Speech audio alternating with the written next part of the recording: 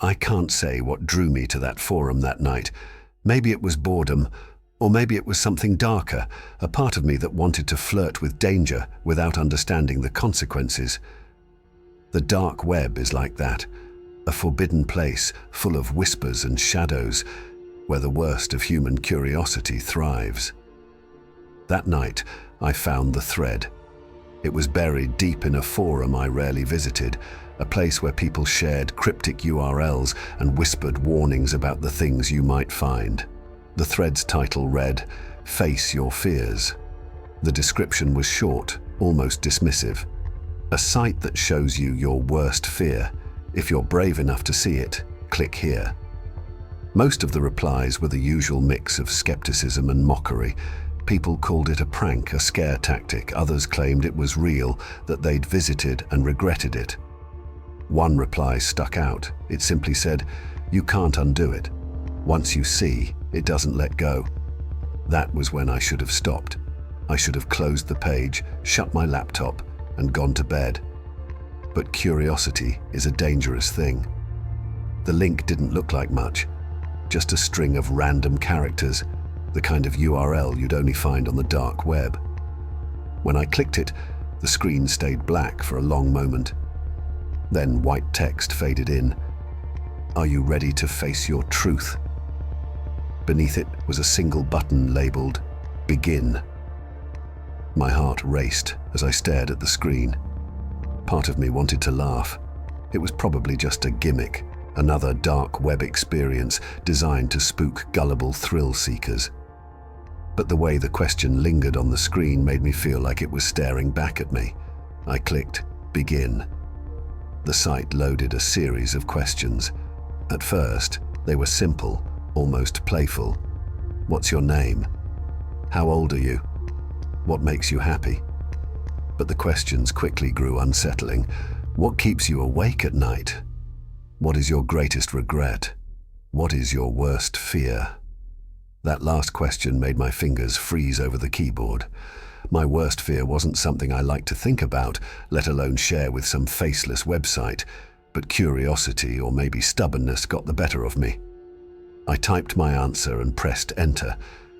The screen went dark for several seconds. Then a new message appeared. "We know what you fear.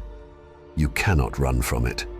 The screen flickered, and suddenly I wasn't looking at a static website anymore. A video feed appeared, grainy and distorted, showing a dimly lit room. At first, I thought it was pre-recorded, just some random footage. But then I recognized the details. The posters on the wall, the unmade bed, the flickering lamp in the corner. It was my room.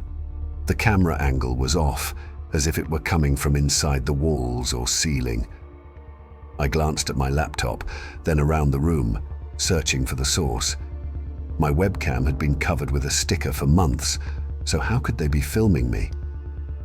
I slammed the laptop shut, my heart pounding. My breath came in sharp gasps as I stared at the screen, now dark. Then my phone buzzed. The notification was from an unknown number.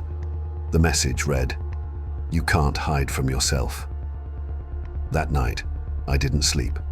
I sat in the living room with all the lights on, every noise amplified by the silence.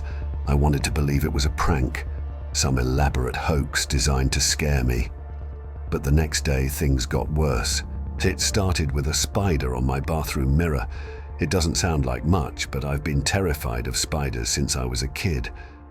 Seeing it froze me in place, my mind racing with irrational fear. Then came the texts. They started innocently enough, photos of places I'd been earlier in the day, taken from angles that made it clear someone was following me.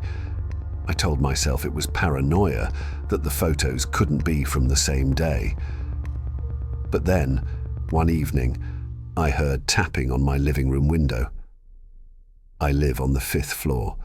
When I looked, no one was there. But written on the fogged glass were the words, "Still watching." The breaking point came 2 nights later. I woke up to the sound of my phone buzzing. When I picked it up, the screen displayed a live video feed, not of my room, but of me, lying in bed, staring at the screen. I threw the phone across the room and bolted upright, my mind racing. My laptop screen flickered on by itself, displaying a new message. "Your fear is waiting. Open it."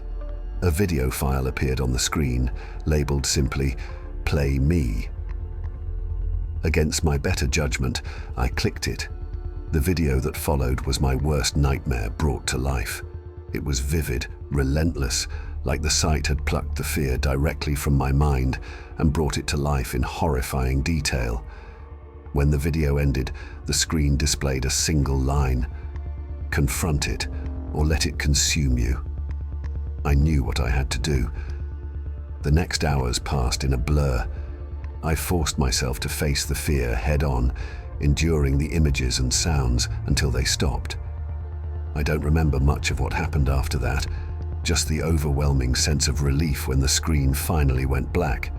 The site displayed one last message: "Survived." The texts stopped. The noises and tapping in the night faded. But something inside me had changed. Even now, I can't shake the feeling of being watched. Sometimes I wake up to messages I don't remember sending, or see my reflection moving in ways it shouldn't. If you ever find that site, do yourself a favor. Don't click. Some truths are better left hidden. If you like these stories, make a like, comment, and subscribe the channel for more stories.